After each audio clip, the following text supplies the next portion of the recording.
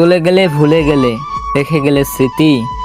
একা বসে ভাবি আমার কি হলে কি এমন হতো ক্ষতি। জীবন মানে দুঃখ কষ্ট, আর জীবন এত বেশি বড় না। ছোট একটা জীবনের শত দুঃখ কষ্টের বন্ধন দিয়ে আমার হাতটা ধরে কি পার করা যেত না?